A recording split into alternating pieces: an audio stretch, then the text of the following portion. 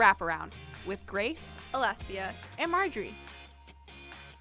I'd like to take a moment and say goodbye to Marc-Andre Fleury and the Vegas Golden Knights. That's why you wanted to intro the show. That's why I wanted to intro the show, Marjorie. Oh my God. Well, now we know. You got to say goodbye to Carter Hart and the Philadelphia Flyers. So it's only fair that I get my shining moment to say goodbye to Flower and the Golden Knights. Because I really thought this was going to be not their year, but kind of their year. What? Well, you guys know, my Stanley Cup picks were Tampa over Vegas, so I thought they'd at least make it to the final. Yeah. But I didn't think they'd win it. But then they let those boys in green win, and I don't like it. Yeah, I mean, ever since I think we started seeing how the Stars were playing, I don't think Vegas could stand a chance against them. I think it was really hard. But now I've joined the Losers Club with Join the club where all of my teams are. It's a welcoming space over here. We're Anyway, not bitter whatsoever. Marjorie, take it away. That's all I wanted to do was have a respectful moment. I was going to play In the Arms of an Angel, but then I realized that we would get copyrighted really quickly. Yes. So And didn't get to we do want that. this episode to be shown to the world. I was going to sing it, and then I sung it for Paula earlier, and she was like, Grace, don't do that. So I didn't. And yeah. Thank anyway, you, Paula. Marjorie. You saved me and Alessia's ears from that, even though we all know that Grace thinks she has the voice of an angel. I'm so offended right now. Wow. But anyway, guys, welcome back to another episode of the Wraparound. We gave Grace her little moment. I mean, it's a big loss for her, and I think it's a big loss for everybody. Vegas was a really great team throughout the playoffs, but alas, they could not make it because of those pesky men in green, just as Grace said. But luckily, since she mentioned it, that's going to be our very first segment of this week's show. We're going to talk about Vegas. See, I said you next as for well. Vegas. Okay. Thank you. I'll be sending you flowers as part of my gratitude. It wasn't like I was talking about granola bars or something. Can you imagine? Hey I would have been this upset. week we're going to talk about my favorite kind of granola bars. But either way, we're going to be talking about what's next for Vegas, what they need to do in order to continue that cup contending team that they do have, and yeah, maybe some free agency things. There's so many things to talk about. But first, let's get started on goaltending. Vegas's goaltending. So What? They need to answer the very obvious question of who's going to be their starting goaltender next season. As we all know, especially right now, from Grace telling us, they have Marc-Andre Fleury and Robin Lehner. So Lehner will become a UFA, I guess now or starting when this season finishes, whatever. But he will become a UFA, and he started 14 out of their 17 playoff games and finished with a 1.85 goals against average, a .920 save percentage, and 4 shutouts. I refuse to believe that he's that good. Which is insane. I did not think that those were the numbers he posted. It's kind of crazy that he has a 1.85 goals against average. I'm actually mad about it. Now I'm like, whoa, that's such good stats, but now I'm actually mad about it. So yeah, because with those kinds of numbers, you're obviously going to kind of lean towards Lehner, aren't you? I can't in good conscience and unbiasedly say that Marc-Andre Fleury should be the starter next year. Because I can't do it. I was going to try and defend him, and then I was like, no, there's no way to do it. So listen, I think if they let him go, it's kind of sad because, when Vegas entered the NHL, he was kind of like the face of that team. So it's kind of, I guess for Vegas fans, it's going to be sad if they do decide to part ways with him. Listen, that's what I'm thinking. Fleury turns 36 this November. He's getting pretty, oldie up there. There's not a lot of time left for him. He has 2 years left on his contract. Each year he's earning around $7 million, which is a pretty hefty number. She'd be hefty. That's a good amount to be earning yearly. But he does turn 36, so I mean, yes, they still have him for another 2 years. But is it really worth keeping him for those other 2 years, especially since he'll be 38 and Leonard is 29? Okay. So Leonard's pretty much in the prime of his career, which is pretty apparent. Let me look this up here. So I'm on Cap Friendly. They signed him in 2018. They signed Marc-Andre Fleury in 2018 to this whopper of a contract, which makes sense. 1 second, I'm using my super awesome Googling skills. As you can tell, we're very well researched on this show. So, considering that they signed him, that was his first contract with the Golden Knights. Well, yeah, because they were just doing the league. So, considering that they signed him for $21 million for 3 years in their first contract, shows how much hope they had for him and how they really wanted him to be a long-term starting goaltender. Mm-hmm. So it is really upsetting that he can't. But now, back to my super awesome Googling skills. When did they sign Robin Leonard? Well, didn't they acquire him? Yes. But what's his contract look like? So he has 3 years at $2,700,000. I almost couldn't read numbers there for a second. It's been a really long week. I was like, whoa, is that $1 billion? Oh my God. Got really excited about that one.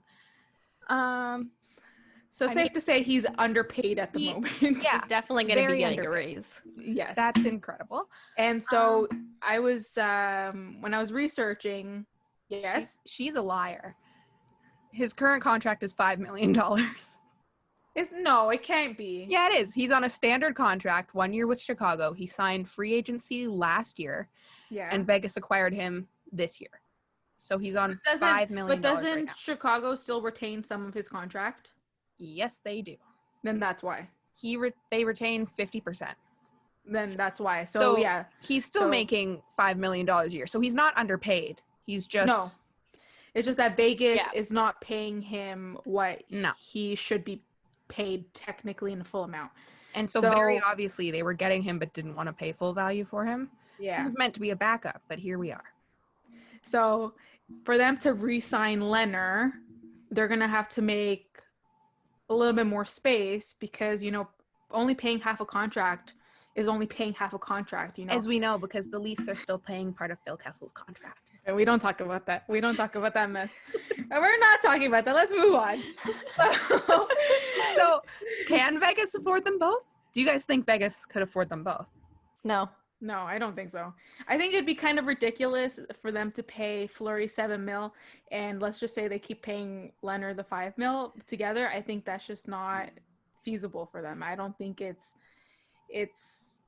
the perfect option for them, especially what I was saying that Fleury is getting a little bit older. I just don't think it's a smart option.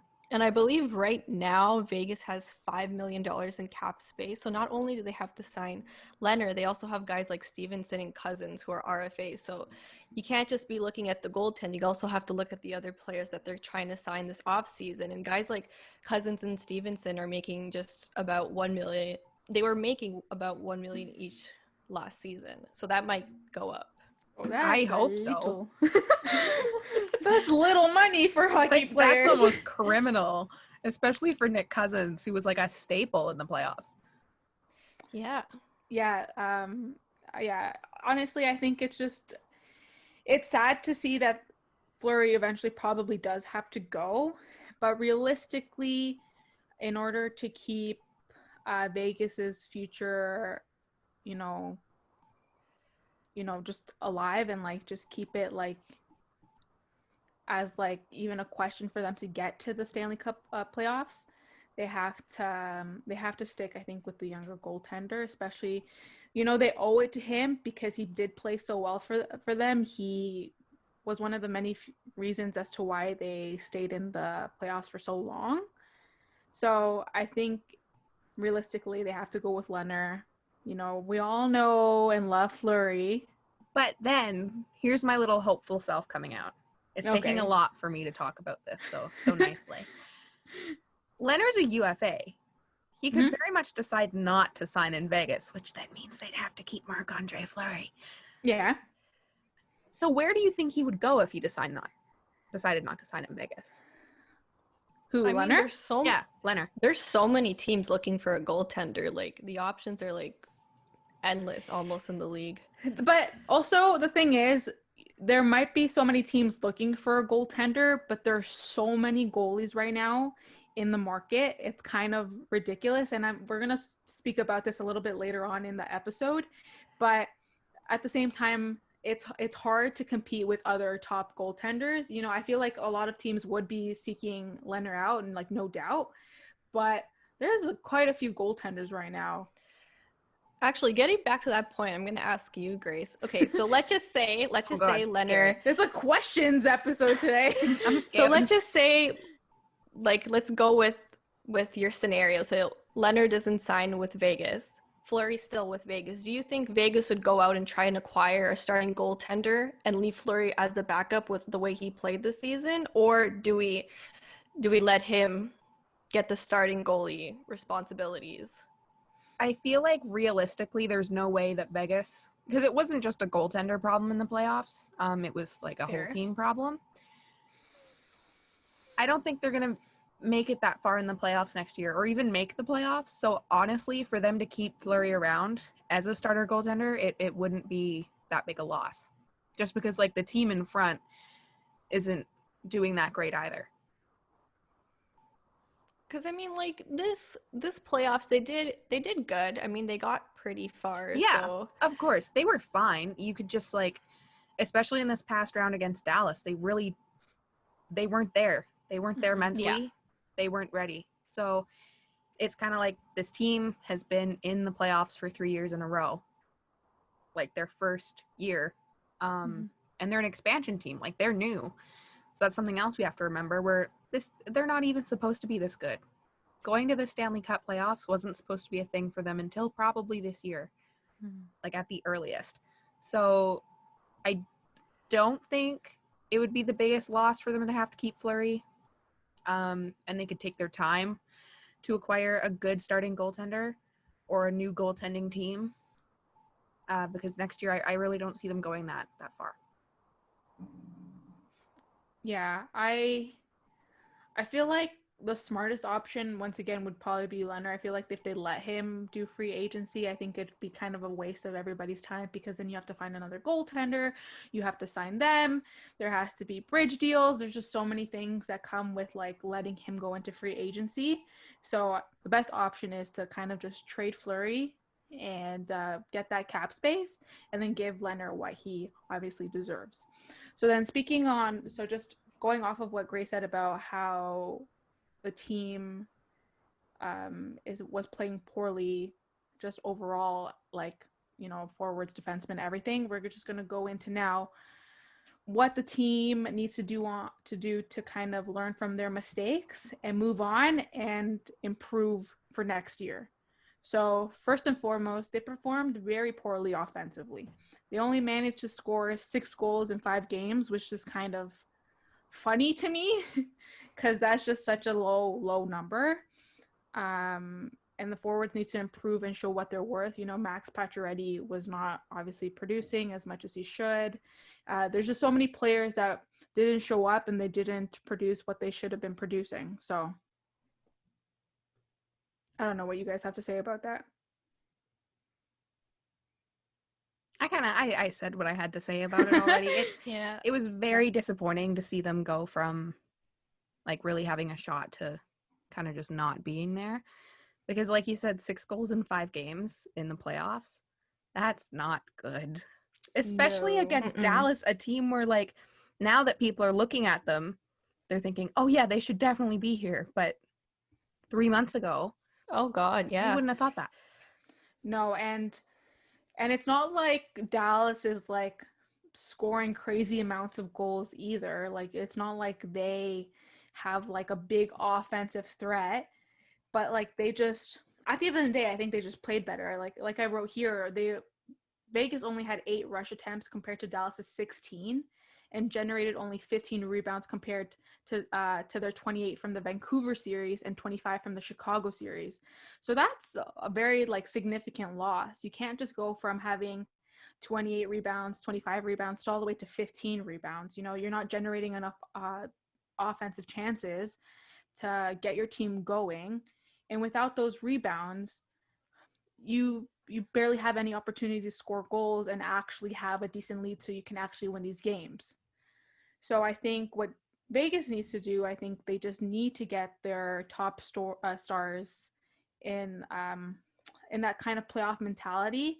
You know, even though they were playing well before, they still need to learn how to produce in these high performance games. But once again, Dallas was playing, you know, a great game defensively, and especially Anton Khudobin, who we're also going to be speaking about. He was just ridiculous, insane. They just couldn't get through him. He made some really, really great saves. There isn't much to say there, honestly. I think, like, just to drive that point home, here's, like, the reason why I like Vegas is because they're a fun team. That's one of the reasons why they became my secondary team, whatever. It's because they're a fun team to watch. And in this past round especially, they didn't have that. And I don't know if it's because they're not in their regular environment with their fans, with the pregame shows, because it's Vegas. So I don't know if that was it, but they really just lost that fun spark for me. And that's one thing that I think they definitely need to get back. Like you said, they need to get back in that mentality of being a fun team. Fun sounds such an immature way to describe it, but like I feel like that's the only way to really like capture what Vegas is about, or what that team's been about. No, I completely agree, because when you watch Vegas games, their interaction with the audience and the fans is just, you can't compare it to any other team and, you know, their home stadium and stuff like that. They always have so many games, so many interactive activities for the fans. You know, they're always pumping up the players. So of course that's obviously a significant loss, because a lot of the players feed off of that attention and feed off of that, you know, enthusiasm and that drive. So I can understand why they probably weren't as fun to watch. But what I always say is that if you can't perform without those things, then you really have to take a step back and look at your overall performance, because good players should be able to perform under any kind of circumstance. And so realistically, I think this is just kind of an internal issue within the dressing room, players just figuring out what they need to do in order to improve themselves. I don't think there needs a lot to be done, but I think players just need to get back into that mentality, like I said, so they can actually get through and actually not have these stumps that they go through that actually prohibit them from going on. So with that being said, we're gonna move on to the Dallas Stars. We were talking about Anton Khudobin and how ridiculous he's been playing. So we're just going to take a deeper look into the Stars, because when I was researching them and I was looking into how their season began, I was kind of like flabbergasted. I could not believe that they were playing so poorly. They only managed to win one game in their opening 9 and were outscored 30-17. They are not supposed to be here. No, whatsoever. Nothing at all. Like, it's insane. And then after the dismissal of their head coach, Jim Montgomery, the Stars went 20-13-5 under interim head coach Rick Bowness, who's obviously the head coach right now. But before the NHL paused play, Dallas was on a 6-game losing streak and was 25th overall in the league. There's only 31 teams. So that's pretty poo-poo, if you ask me. That's not good. That is no bueno. And to think that they're in the finals hurts my whole soul. It's crazy. Like, I don't know how you can just completely do a 180 and just surprise everybody. That's like one of those scenarios though where it's like take everything you know about hockey and flush it down the drain because they don't exist in it. They just defying everything. Exactly. And so basically when I read statistics like this, I kind of like, okay, so what are they doing now that's making them such a great team? And we have to start off with a strong goaltending. Like you just cannot get past that. You know, in order to see how the Dallas Stars got to where they are right now, if you were to completely ignore Anton Khudobin, then you'd be ignoring their whole playoff run. Okay, wait.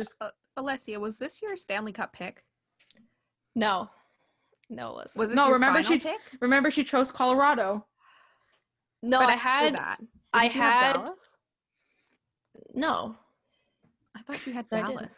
I had Colorado and Dallas playing against each other, and Colorado winning in 7 games to go to the Stanley Cup Finals and then to win it in 7 games. But unfortunately, and so many people had Colorado as a Stanley Cup like favorite, and it just didn't happen.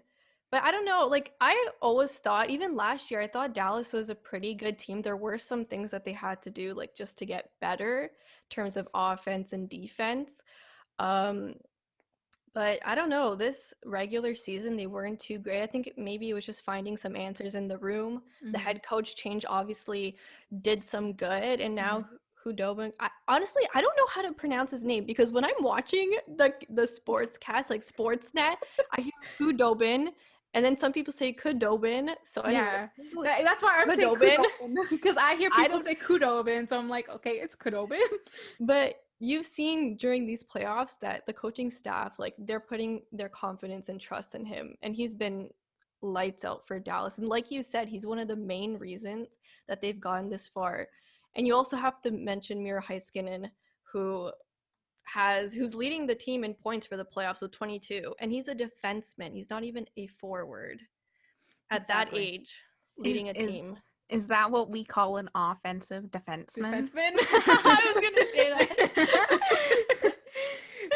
But yeah, it's crazy. When I was also looking up those things, I was like, their defensemen have been producing so much compared to their like offensemen. You know, they've been just or offensemen. Forwards? Question mark. We're too tired. Whatever. You guys know what I'm saying. But their defensemen have been producing a lot. And so in order, I guess, to support Khudobin and his amazing 12-6-0 record, his 2.62 goals against average, his .920 save percentage, you have to play a great defensive game. We can give Khudobin all the props and everything, but I'm sure he would also say that none of this could have been possible without his great defenseman in front of him, his great blue line. So I think it's also big props to their top level defensemen. And like Alessia said, Miro Heiskanen. Once again, we're not very good with names on this show. Miro Heiskanen. At this age, I think. I think that's how you pronounce it. Oh, sorry. You guys know I'm not good with these names.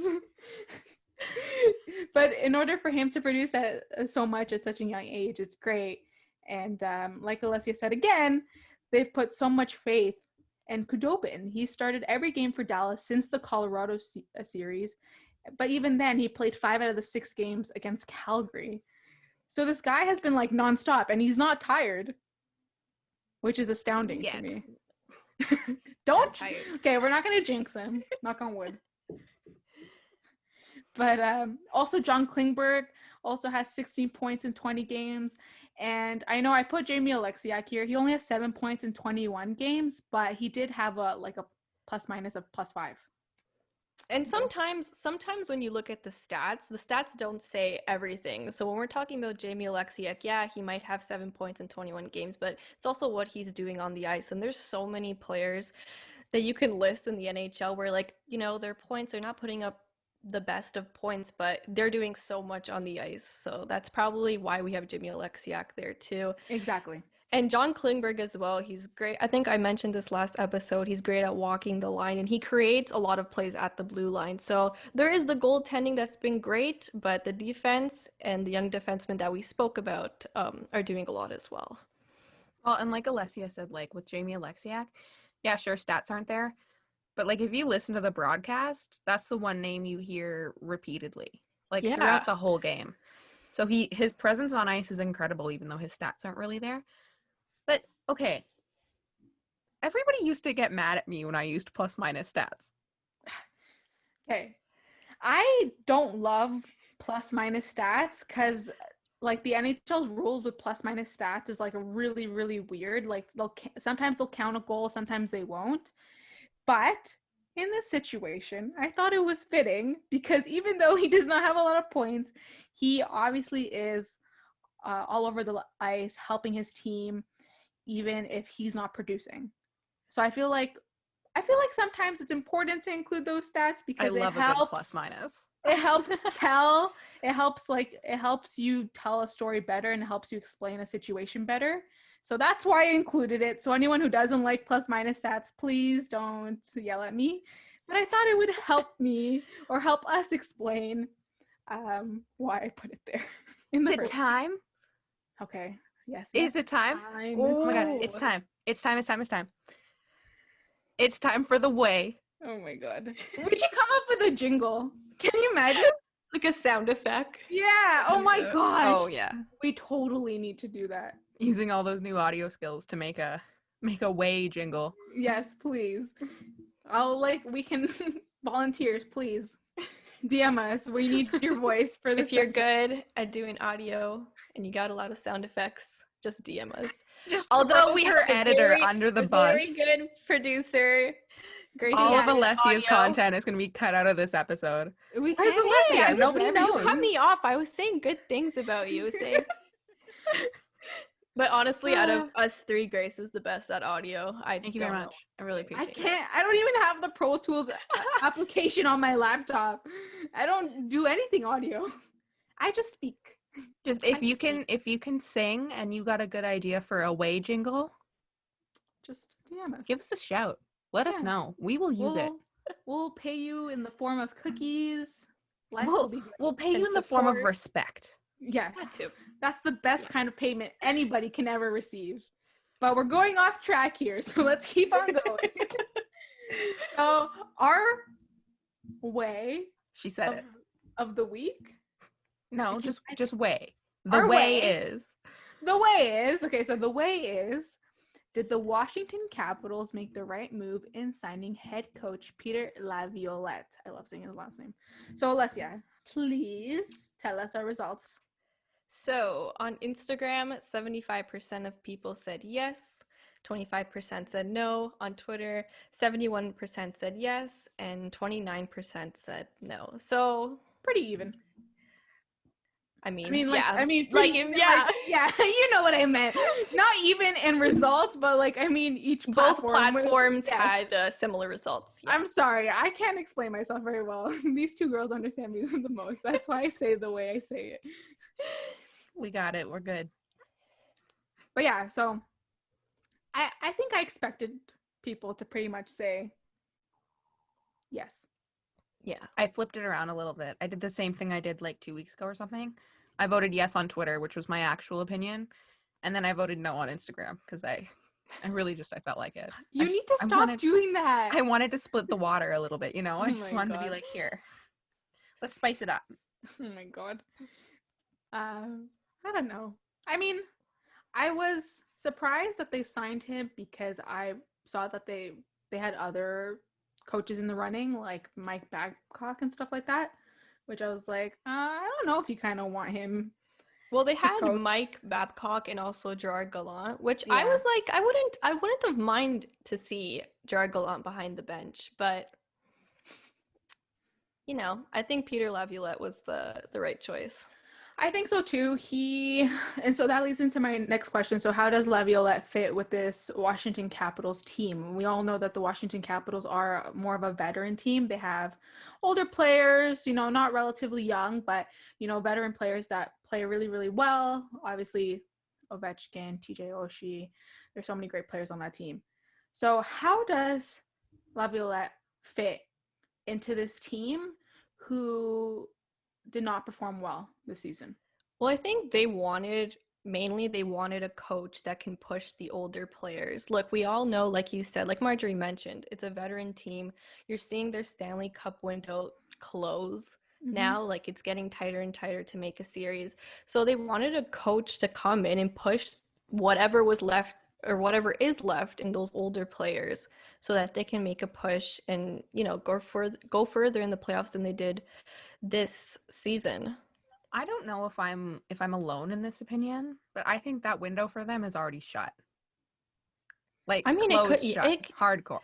I think it's close. I think it's very close to being shut. I'm sure people agree with you, Grace.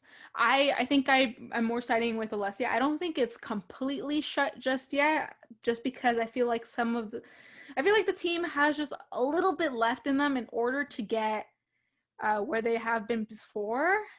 Obviously, by hiring Laviolette, I think it adds a little bit more power and, like, let's say, juice to the team in order to get where they were. I feel like if they had stuck with Todd Reardon, I think that window would have been completely shut 100%, because he was not motivating the team whatsoever from all the reports that I was reading. He was not like a figure that I guess the team could really rely on. And I don't think a lot of the players really supported him and the way he was handling the coaching. And so with Peter Laviolette, I think everyone knows that he's one of those head coaches that really pushes his players. He tells them exactly what he wants from them. He encourages players. He makes a really great, I was reading this, he does a really good job at creating a good culture within the fitting room. And so I feel like by bringing him on and hopefully connecting the older players, especially Ovechkin, to Laviolette, I think it'll just re-energize the team and hopefully get them back, not get them completely back to where they were, because I think that's impossible to get them to where they were a couple years ago when they were all kind of in their prime stages of their career. But I think it at least gives them the slightest chance or opportunity to at least contend for the cup. That's the thing, and I don't want their window to be shut. Like, they're the Washington Capitals. They're almost always good. But after being in that mindset with a coach who doesn't encourage you, who doesn't create a good culture in the dressing room, are they going to be able to switch that fast? Like, that would be my next question. Is it going to be a total shock to the team where they won't be able to work together for a season because they can't? They're not used to it yet. Or is Laviolette going to jump in there and all of a sudden just mesh this super awesome team together and bring out Stanley Cup contenders? Because, I mean, they still have talent, but I feel like he could. I mean, obviously, it's going to take some time. Anytime there's a new person in the locker room, the team has to adjust. But I think he has the ability to do that. I read a bit about him, and the one thing that the organization said is that they needed a coach to basically hold players accountable when they're not playing their best. And we know the superstars that are on Washington, Ovechkin being one of them, one of the biggest ones on there. And Peter Laviolette is the type of coach that he can bring discipline, but he's also a player's, like, when they say a player's coach. Yeah. So you have the two sides to him. That's why when I'm looking at the options that they had, Mike Babcock, as we all know, he's more of that discipline type of coach. So if they would have brought in someone like him, like Grace said, I don't think it would have been a quick transition. But I think Peter Laviolette is a good fit, and he's known for being a player's coach, but also, if something's not going right, he's going to hold those players accountable and push them and motivate them, which was what Washington was lacking, because we all saw Washington, how good they were, and we thought, even, when was it? I don't know which episode it was, we were saying, yeah, we think Washington's going to pass the Islanders, and nothing was clicking. Nothing was clicking. We thought everybody was going to pass the Islanders. They're going to play a game 7 in like 20 minutes. So. But yeah, I think, and like, I completely agree with everything. I think it's important for the Capitals to actually have a coach that really cares about the players and not just about, I guess, executing games. I think it's important to have a healthy mixture of both. And clearly we've seen that when he coached with the Predators. The Predators were a great team. They were playing really great games, you know, a couple seasons ago. He did a great job with that team. And so I think he'll do a good job with the Capitals. I think the Capitals' first mistake was hiring Todd Reirden because they thought that he would be like Barry Trotz.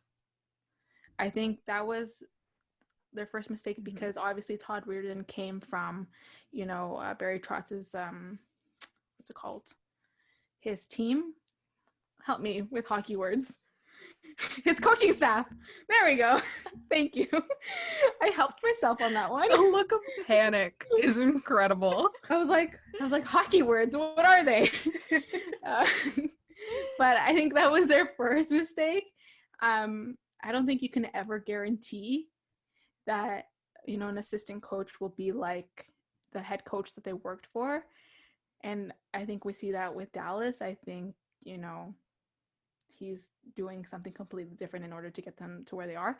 But I think it's really good that the Capitals decided to kind of clear house in that management staff in order to kind of not rebuild the team, but rebuild their management in order to get their team back to where they were or close to where they were. Of course. I think when it comes to the playoffs, it's important that leadership in the locker room in terms of players, they're motivating the players around them. But sometimes we kind of dismiss the fact that if you don't have a coach that's motivating you to do better, that can have a huge toll on the success of your team. And like we all said, the compete level for Washington just wasn't there. The structure, I don't know, they were very inconsistent in the aspects of their game. So this was the right decision to make a coaching change, because there are some good players on Washington, and if they can put the pieces together, they can do just fine. Oh yeah, I think you made an excellent point that I think a lot of us forget, that if your head coach isn't performing at his best, then how do you expect your players to perform at their best? And I'm going to use this example, and I don't know how Grace is going to feel about it. Don't but, do it. But we're going to talk I feel it coming. We're going to talk about Mike Babcock, and I feel it's pretty much the exact same thing. You know, he did not create a good culture within that fitting room. We all know he had his favorites. He obviously had players that he did not like as much. And I think players at one point just stopped trusting him. And you could totally see that in the way that the Leafs played.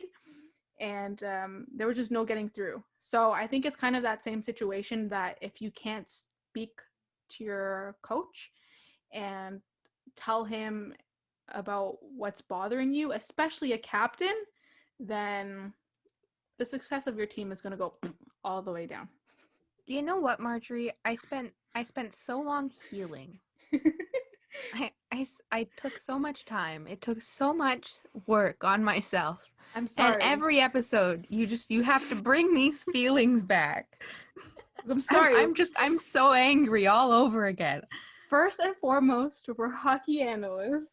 And we can't, if I find a good comparison, I have to say it.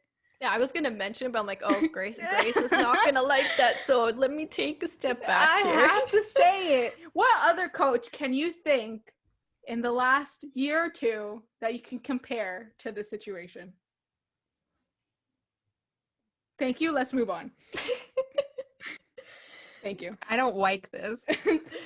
I mean, it just further proves that having a coach that, yes, can bring the discipline, but also be a player's coach is really important. Because we know Mike Babcock, I don't know, to me, what I saw, he wasn't really a player's coach. No, he definitely wasn't. He 100% wasn't.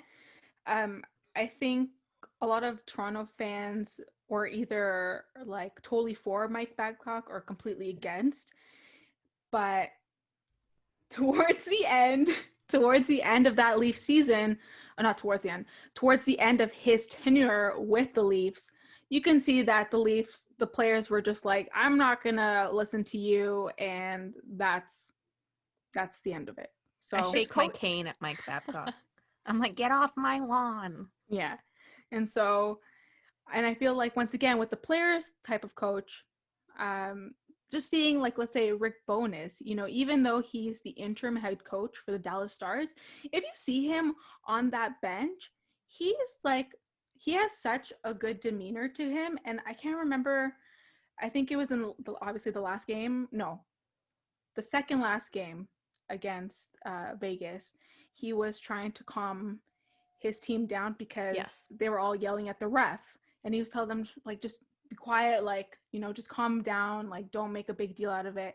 And he kept a straight face, and then he was so happy when he won that game, and he was celebrating with the players, he was having fun, and it's not too much fun where it's like in your face, but like he was just genuinely happy that he won the game. And so I think whenever there's a coach like that where like he knows how to have fun and he knows how to communicate with his players, and his players aren't ignoring him and are like, ugh, like don't talk to me, I think that's always a good sign. And I think that's exactly what Peter Laviolette is going to bring to that team. I don't think he's obviously going to show as much emotion, because I don't think I ever remember seeing Laviolette like be like super ecstatic and like, you know, pumping fists with his players. But I think he's going to bring that kind of same demeanor, and hopefully the veterans, you know, take a liking to him, and that way they can then encourage their teammates and be like, you know what, he's a great guy, you know, we can get through this, and he's gonna let's just say take us to another Stanley Cup win.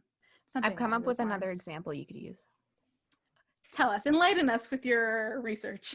John Tortorella. Thank you very much. I'm bowing out. Okay, but was John Tortorella fired? No, but should he be? Okay. There's another question. I think we found our way for the next week. John Tortorella is like disciplined, like Mike Babcock somewhat. When but you're he's also at your players on the bench. But I think that's just his way of motivating his players. It's not nice to see, like with the whole Pierre-Luc Dubois thing. It's really not nice to see. But then you saw Pierre-Luc Dubois answer, like talking back to him. And I mean, when I saw that, I'm just like, okay, this is, I guess it's just his way of motivating his players. Yeah, I feel like it's just kind of part of that team now. I feel like with this John Tortorella era, any player that is now added to that Blue Jackets team, I think they just have to know that that's the kind of coaching that they're going to be getting from him. I don't know. I feel like you have to be like really, really strong and not give in order to hear him scream at you. I feel like if a grown man screamed at me, I'd be crying and running the other way. But that's just because I'm very sensitive. If I was a player, I think I'd still be like a little hurt, because as a player, you want to be obviously your best and you want to excel. And when you're hearing those kind of comments from your head coach, obviously it's going to take a toll on you and your ego and so on. But I feel like, I don't know, I feel like John Tortorella, I think it's a special situation. I'm so sorry, but when you said I'm so sensitive, it popped up in a text bubble above your head with the two little sparkle emojis beside the word sensitive. It's just, I think there's special. There's something like, it's like a special situation with John Tortorella. Like Alessia said, it's not nice to see. Like when I saw him screaming at Pierre-Luc Dubois, I was like, that's not very nice. But I think it works. It works, yeah. It works. I think it works for their team. Obviously, Pierre-Luc Dubois did not take it in the way that we took it. And he was like, you know what, I'm fighting you back on this, which is obviously awesome to see, because you want strong players who will obviously stand up for themselves and for their team.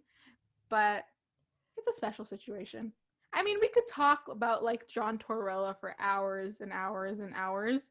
I don't think a lot of people give him flack for what he does. I think people just know that that's who he is. But at the same time, I feel like people still like him, though. With Mike Babcock, not a lot of people liked him. Especially that whole situation that came out with him making, Mitch Marner write that list of all the players he thought that were underperforming. So... Sorry, I hear that now and I can't help but laugh at it because it's so bad. So he definitely did not earn any points there. If you want to be a disciplined coach and you want to earn your players' trust, It's the way you're disciplining your players. Mm-hmm. So John Tortorella, he can discipline his players, but those players they still want to play for him because it's the way he tries to push them. Whereas maybe Mike Babcock, yeah, he disciplines his players, but it's the approach he takes that maybe kind of puts the players down. That's just Exactly. like, I don't know, that's like what I'm feeling. I feel like that was what he did was like fear tactics and like stuff like that, things to kind of get you scared, kind of like fighting for that spot that you have on the team. And I don't think any player should really ever be fighting for a spot on their team. I think the reason why you're on your team is because you deserve to be on it, and there's a reason why someone put you there. So I don't think your head coach should be questioning, or at least make you question why. And so I don't know, we're way off track here. But it's one of our favorite times of year, and I say one of because we have about 7. But it's trade time and free agency time. Free agency. Yeah. Free That's in agency. like 20 days or something. It's my favorite time because I talk about And the draft. numbers. Oh, and the draft. Oh my god, I completely forgot. Thank you. I will be writing that into The next draft week's show. is my favorite time because I love junior hockey. If anybody didn't know that, you probably all do. And quick we junior know it. hockey news. The AAHF World Junior Championships is going to be in an Edmonton bubble this year, and my life is so good right now. Which is so great. I'm so happy. I love keeping the game in Canada, and it's super exciting that they're going to be using that Edmonton bubble. So Because obviously it works. it It 100% works. And why wouldn't NFL. they? MLB. Yeah, I was Yeah. gonna say that for you. You were. We're all Yeah, thinking the you said same it thing here. Hey, Oh, junior same thing. hockey, it's back. I'm about to become a whole different person. I'm so December? excited. December 26th is the day I live for. It is not Boxing Day. It is World Junior Championship Day. Yes, And it honestly, is.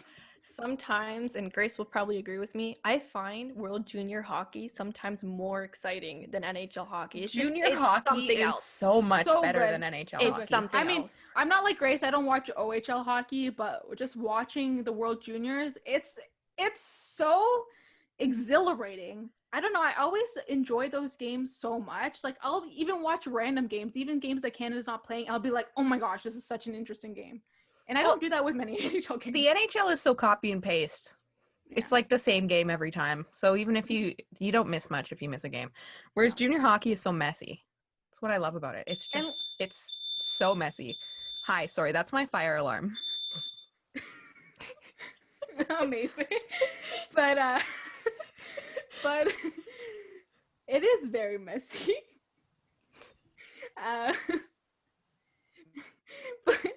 But yeah, Okay. the NHL is very copy and paste because if you see and if you watch junior games, I know we're off my script here, and we're off script, but Canada has a different playing style than Sweden. Sweden has a different playing style than Russia. Russia has a different playing style than Finland. It all might be the same fundamentals, but they all have their own little twist. If that makes any sense. And that's actually like a really great point.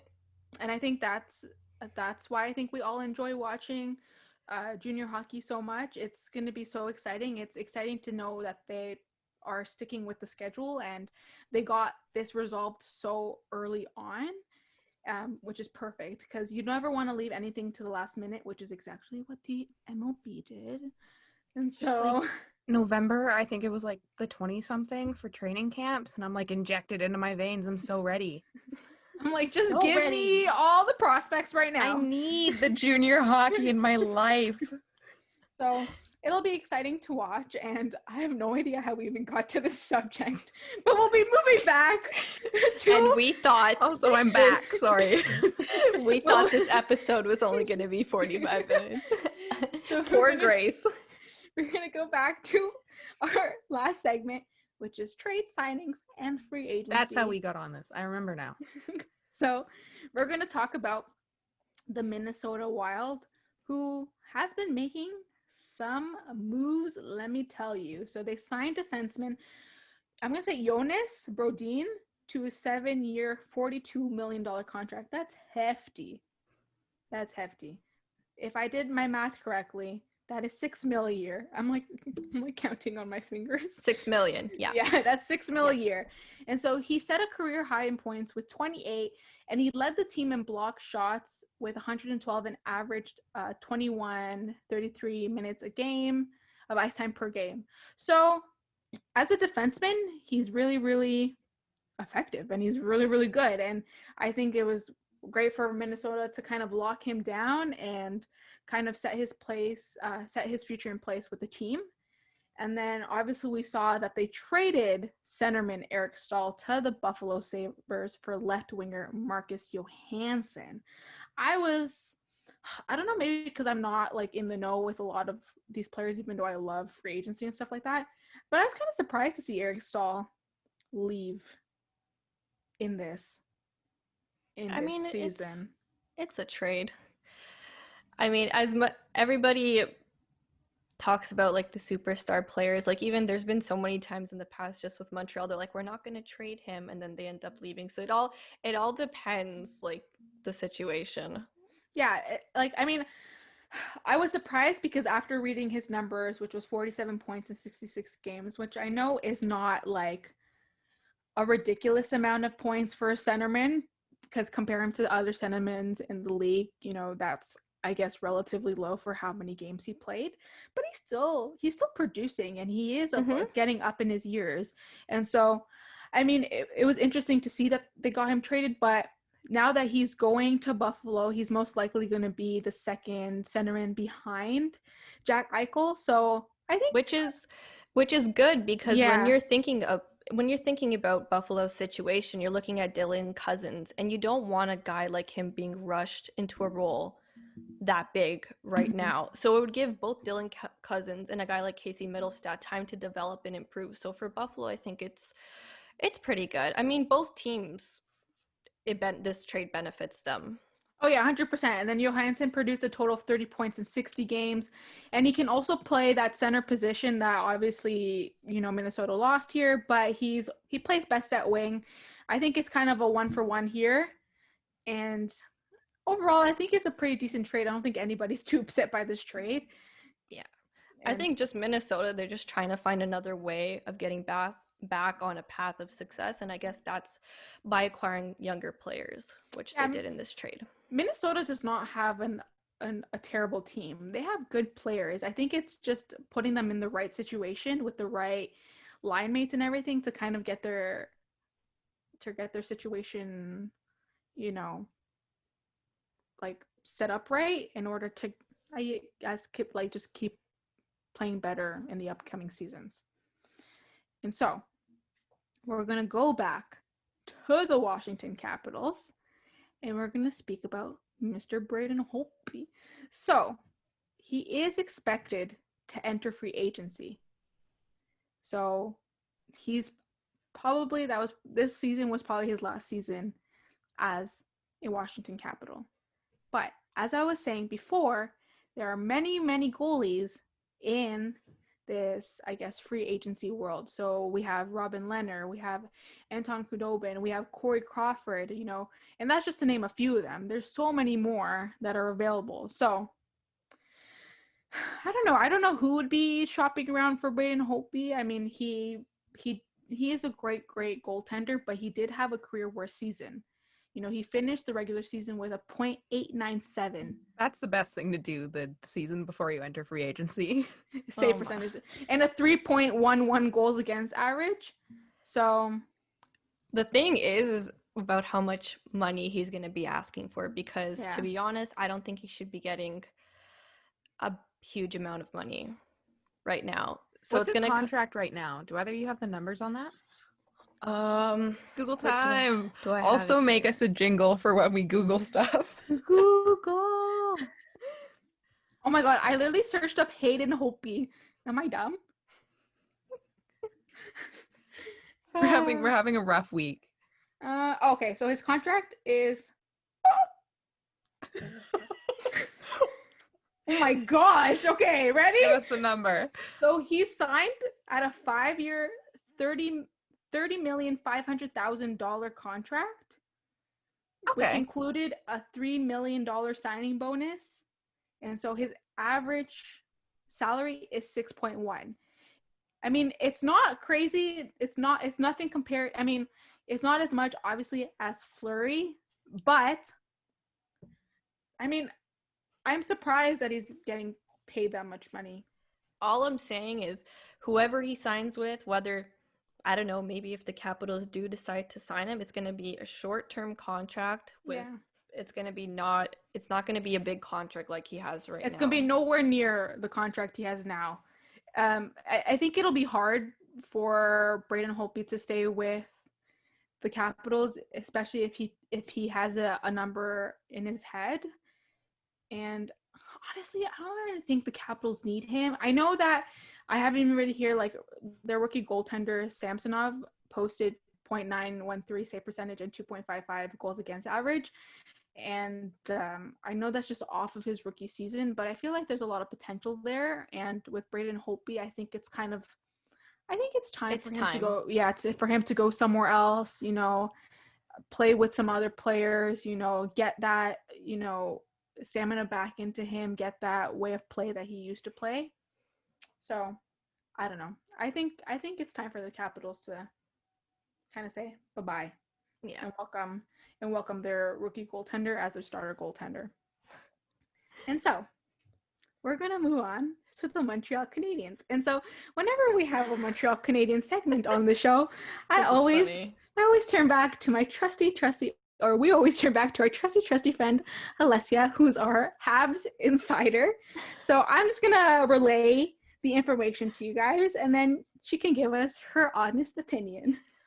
So, all right. The Montreal Canadiens signed defenseman Joel Edmondson to a 4-year, $14 million contract in exchange for a 5th-round pick. He recorded 20 points, 118 hits, and 91 blocks for the Hurricanes.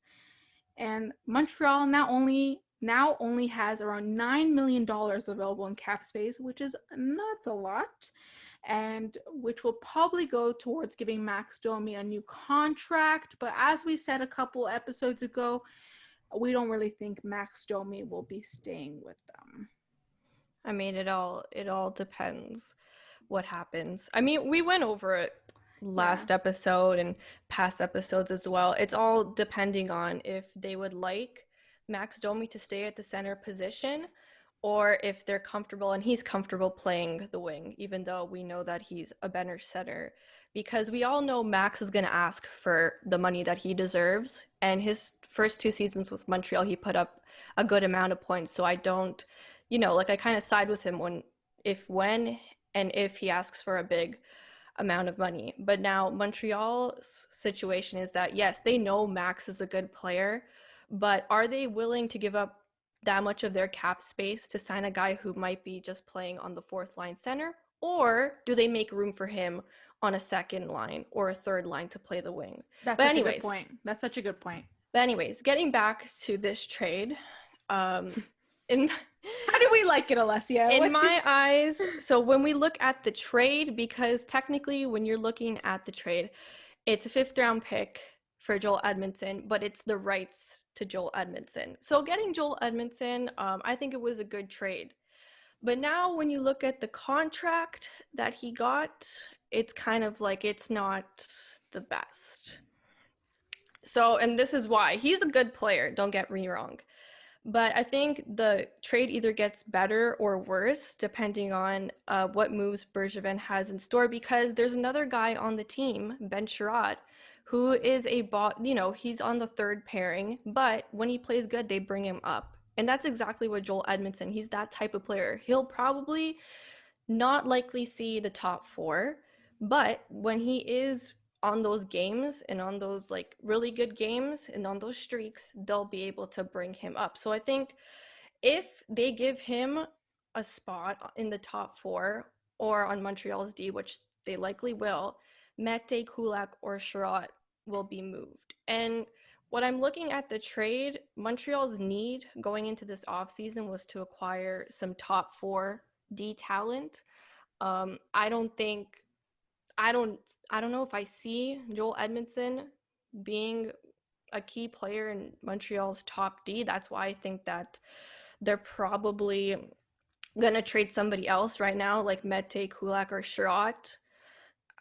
It's kind of hard to tell who it would be because they're all good in their own situations. But the thing that I'm looking at is because a couple years ago, Montreal signed Carl Alsner.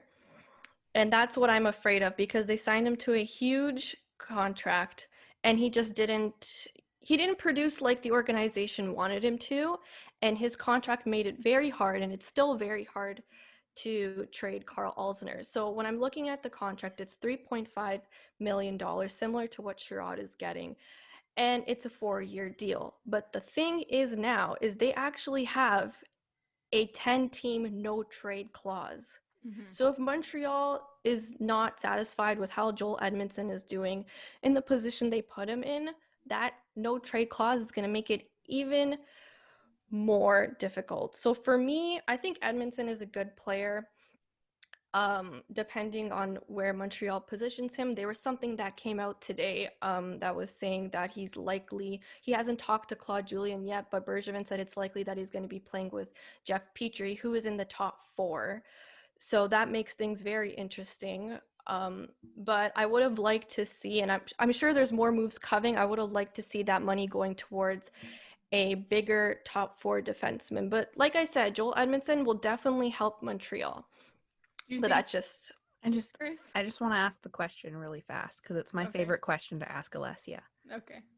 When you saw this trade, what were your immediate feelings towards Marc Bergevin?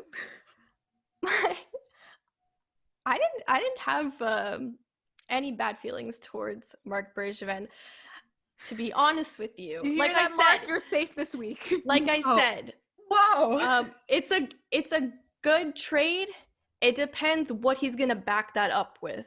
Okay, so my question for you is, do you think they're overpaying for Edmondson?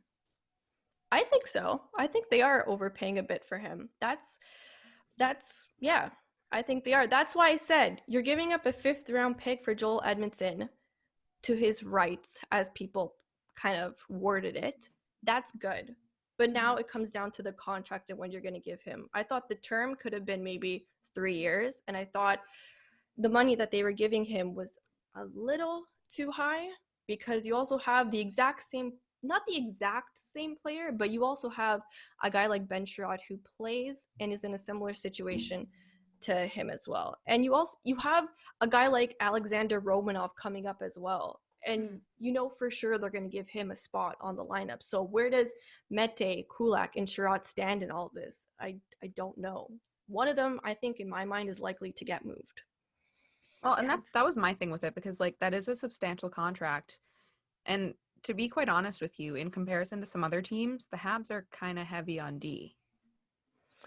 Yeah, they are. I still think they can do better. Oh, 100%. Like any other team. For the state that they're in, like they're not that bad. So for them to get a defenseman, like you said, who they already have kind of like almost a carbon copy of, was interesting. Yeah, that was why it would kind of like, I was like, okay, it's a good trade, but now let's look at the contract and what they give him. Because what I was thinking was give him a short-term contract, a little around what Ben Sherratt is making, but not as much, because I think they both are making $3.5 million. They are. I'm just looking at the contracts right now, and Ben Sherratt is making 3.5 a year. So essentially the same contract as Edmondson. So I don't know, because when you look at Montreal's league, I saw a lot of people on Twitter saying, well, it's an upgrade on Ouellet. Well, Ouellet plays in the AHL. He was brought up. His spot and potentially somebody else's spot in the D is going to be given to Alexander Romanov. So I don't know where this exactly fits. I mean, it's an upgrade for Ouellet, but at the same time, I didn't see Ouellet coming back this season, because there's other opportunities to give to guys like Alexander Romanov and Cale Fleury going forward. And also, Joel Edmondson got a little bit of a pay raise, because his previous contract with Carolina, he was getting 3.1 a year. Which is what I thought it would stay at, around there, maybe a bit more. Well, so only an extra $400,000 a year, no big deal. Only $400K. What can you buy with $400K anyway? Literally nothing. But and so when you look at his numbers, is it really deserving of a pay raise? I don't really think so. But who knows why Montreal gave him that contract realistically. For me, it's more, okay, the money, yes, it could have been less. It's more the term and this no trade clause, because everybody talks about Carl Alzner, and he's a great guy, but he just didn't produce what Marc Bergevin thought he didn't play like what Marc Bergevin brought him in to do, or to play like, is what I'm trying to say. And now they're kind of burdened by that contract and trying to see what they have to do with him. So that's kind of like, okay, I hope it doesn't turn into that situation. You hear that, Bergevin? You better clean yourself up, redeem your. But hey, your name. Nothing happens. Bergevin is on you next week. I mean, anything's possible, but he is doing better than what he was doing in the past. This contract signing, it's good. It could be better though. That's all I'm saying. I feel like new listeners who never heard our radio show aren't going to understand what's going on. They're not going to understand at all, because when we had our radio show, it was at the time of the trade deadline. And at that time, Montreal, like a lot of other teams who made it into the play-in kind of situation that the NHL came up with, they weren't supposed to make the playoffs. So I was hoping that Bergevin would make some sort of big trade that would help the team sell off some players, and that didn't happen, which I wasn't too happy about. But at the same time, I guess it kind of worked out. He was a little upset to say it was at least 5 minutes a week on that radio show that would just be Alessia yelling literally at Marc Bergevin. Like, I'm pretty sure she just addressed him. Yeah, I don't think it was ever a conversation with us two. I think it was just her being like, this is what you did wrong. Yeah. And this is why you suck. And this is I mean, the girls know me. I'm very critical of the team, and when he does something good, like, just to say the Jake Allen trade, I thought that was good. I'll give him props for that. When I want the team to make a move or do something, I'll just say it. And then that's just the way it is. It got so heavy at one point that I had to defend Marc Bergevin on his behalf. I'm sorry, Marc. You are doing better, and you're making me happy. So that's it. Bam. Title of the episode. I'm sorry, Marc. You made me mad in the past, but you are redeeming yourself. He definitely is redeeming himself. And I'm not, like, when I was critical of Marc Bergevin, it's not because I didn't like all the trades in the past that he made. There were some things that I wasn't too fond of. It wasn't the greatest, but he's made some great trades, like the Nick Suzuki trade and Thomas Tatar. That was an insane trade. He has some redeeming qualities. We'll give him that. But the thing is, now they just need to work on developing the players, and that's about it.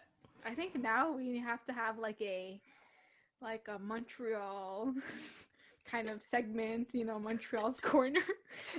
we have to have a Montreal's corner, a Leafs corner, and a small Vegas corner. No, not even Vegas corner, just a Marc-Andre Fleury corner. Yeah, because whatever team he goes to next, we already know that Grace is gonna be like. Okay, imagine, I'm just buying thinking, a Kraken jersey. That was exactly what I was gonna say. Imagine Marc-Andre Fleury goes to another expansion team, the Kraken. That would be insane. That would give Grace an opportunity to buy that Kraken jersey, because we all know we want it. We want it. I honestly don't even. Okay, I know this is gonna be once again soft script, but I don't know if this is so opinion, of course. I would want Fleury to go to another expansion team. I don't think it's in his best interest. I don't think anybody else is going to take him, though. But the thing is, like, that'd just be a waste, though. Like I said, he's turning 36. They're gonna I feel like he just wastes his time and wastes his years. I don't think, the Kraken probably, whatever, they could have the same luck as the Golden Knights, as that they had a really great team and they got really far. But that's also because that expansion draft was an absolute disaster. Yeah. So I was just going to say, when it was the first year that Vegas was in the NHL and then they turned things around, I really gave props to them, because when you think about the expansion drafts, it's almost like you're thinking of like all the players that were kind of like thrown to the side from their team. So it's like a whole group of players that are like, you know what, let me prove to that team. Yeah, like angry players. Yeah, and I think that's what, because like Vegas wasn't an amazing team with all the players they got from the expansion draft, but there was that kind of fight in them, like, hey, exactly. let's prove to our teams that they made the wrong decision. And I think that's what kind of fueled that team to go really far, which is really cool to see. So that's why I'm kind of interested to see what the Kraken do, because I feel like it's going to be the same. Jerseys. Yeah, they're amazing. And the branding of that team, wow, insane. I think, oh my gosh, it'd be so cool now that I'm thinking about it. When the playoffs are sadly over and there's not much hockey to talk about, we could always resort to one episode of speaking about awesome branding and logos, have some quizzes. Oh my goodness, I'm already thinking. Because that's a huge part in a team's success. Oh yeah. The branding. The way you and present social yourself. Media too. We've talked about like even the Hurricanes.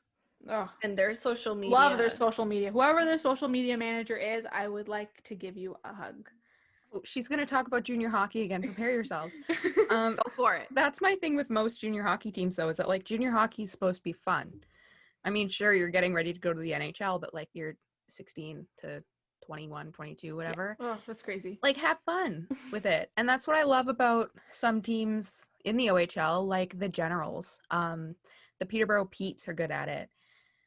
Who else? The Windsor Spitfires were really good. Their social media teams, just they make it fun. And especially with a market like the OHL, you have to engage your fans outside of the arena. Of course. Because most of them are in smaller towns, right? So it's you have to try and get fans out and get them engaged. And that's, I think, one of their biggest problems. And not even that. Like, I can even say that, I'm right next to the, the home base for the Mississauga Steelheads, and their fan base is very, very tiny. They don't have a lot of fans following that organization, and I think it's exactly because of that. They don't do a lot of branding. Their games are no longer showed on Rogers. I want to say Rogers Place or Rogers TV, whatever that their broadcasting channel. And I don't know. I feel like I used to work at that arena. It's not specifically catered to the Steelheads. It's more so catered to the Raptors 905 and stuff like that. So I don't know. It's social media is always going to be a big part, but right now in the era that we live in, it's so huge, especially now. Yeah, and so I don't know. It'll be super exciting to see how those World Juniors play out and how, they incorporate the fans and they incorporate, a little bit of home for every player, and to kind of, give the players the same atmosphere as past players had. Because, it sucks. Because whenever the World Juniors are here in Canada, Canadians like flock out to those games like crazy. Like they love turning out to World Juniors games, and I literally get chills just thinking about it. I can't. Like the atmosphere is insane at those games. Like just remember when the World Juniors were here in Toronto, those games were incredible, and like that atmosphere was insane. And so I think it'll be hard for the players because they won't get that same experience, but I'm excited to see how the IIHF puts their own twist on that, especially seeing how the NHL did, those mega boards, like all the humor that they put into the game. So it'll be really exciting to see. So should we do a final score update of the Tampa Bay Lightning and New York Islanders before we leave? Please. Even though you'll already know how this game ended. Yeah, you'll know, but we don't yet. It's 1-0 Islanders with 15 left in the first. Oh my God. Tampa is a really good team, but the Islanders are making a name for themselves, and that's all. Like, I was the only one who said, when we said Washington, I was like, you know what? I can see the Islanders surprising Washington. And then the Flyers and all those other rounds, I was like, you know what? I'm going to give it to the Islanders. Flyers. I think you two said Flyers, right? Yeah, I said Flyers because and I said I'm siding with the Islanders because, I don't know, Flyers weren't exciting anymore. They weren't doing much for me. Yeah. And now they're here. Well, no surprise. The goal came from Taves, with assists from Anders Lee and Matthew Barzal. Matthew Barzal. So. Who did the goal come from? Taves. There's a second Taves. There's two of them. Interesting. Are they related? Is he also from Saskatchewan? No. Are they? We're looking it up again. Google. That's a very unique last name. I don't think it is very unique.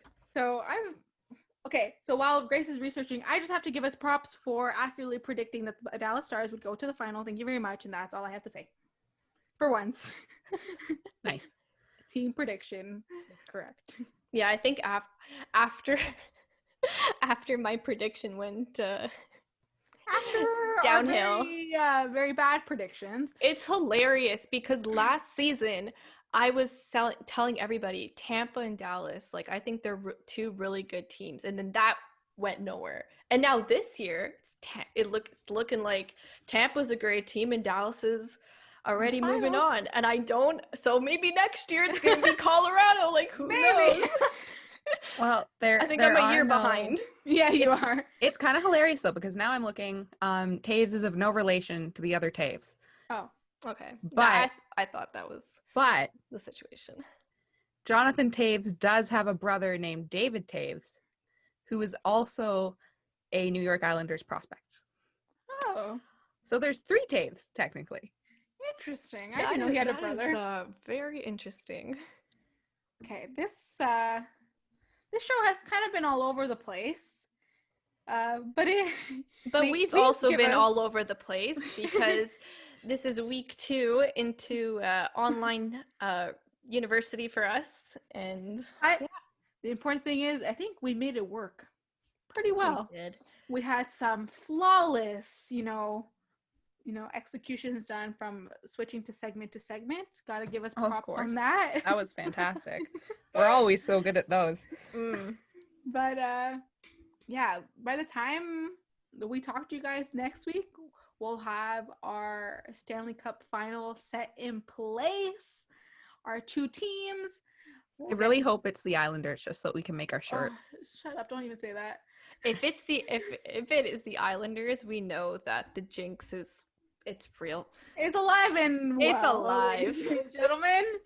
But yeah, so we'll have a whole Stanley Cup final to talk about, our very first Stanley Cup final to talk about, and potentially more trades and signings, and hopefully no fire alarms. Hopefully not.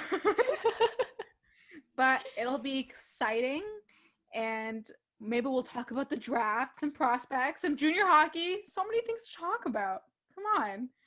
And so it'll be exciting to see what this next week brings us. I know that there's going to be plenty of storylines that I'm sure that we'll be talking about, and lots of things that will keep the hockey conversation going among the 3 of us. So once again, thank you guys for listening, and keep your sticks on ice. And your heels on the dance floor.